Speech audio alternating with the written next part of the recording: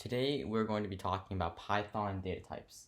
Data types is a classification that differentiates data. In this video, we're going to be diving into primitive data types. They're predefined in Python, and they're the most basic and fundamental data types. They're the building blocks for more advanced, non-primitive data types. In Python, there are 4 different kinds of primitive data types. The first primitive data type we have is an integer. Integers are essentially any numbers you can think of. Some examples of integers are 5, 179, 95, and even 9,999. These are all good examples of integers. The second primitive data type we have is a boolean. Booleans only have 2 values. It is either true or false. The third primitive data type we have is a string. Strings are essentially a list of characters or text. It can be letters or it can be numbers, and they're usually within 2 quotation marks.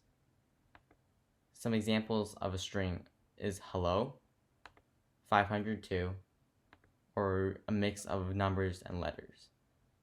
Although it may seem that 502 is an integer, but since it is enclosed by 2 quotation marks, it is actually classified as a string. The final primitive data type we have is a float. Floats are essentially numbers with decimal points. Some examples of floats are 10.55, 5.0, or 1.5678.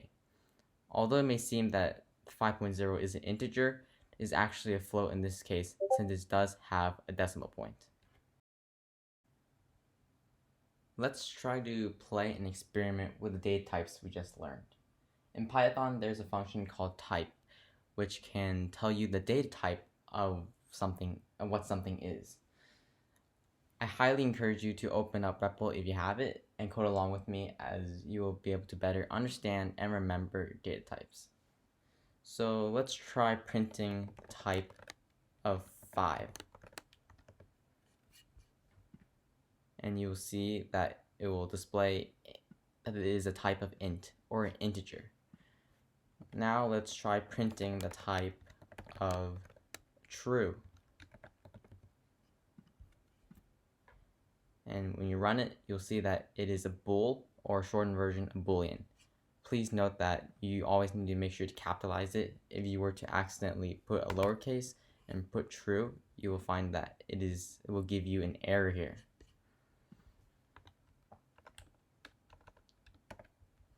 Now let's try printing the type of 3.7. We're going to run it, and we're going to find out that it is a type of float.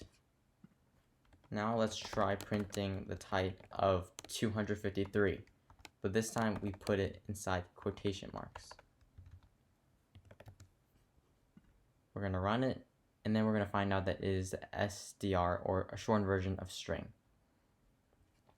So right now everything's working as we expected. Let's continue to experiment more with data types.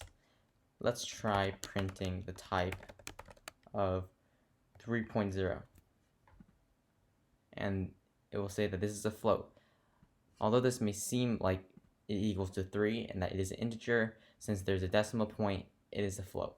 However, if we were to remove this 0 and this point, we will find out that it is a type of integer. That's great. So now let's play around a bit more.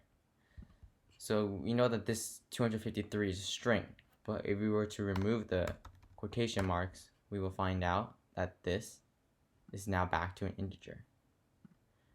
You can also notice that if you were to put quotation marks around this true, it is no longer a boolean, and now it is a string. Great. Now we are more familiar with data types.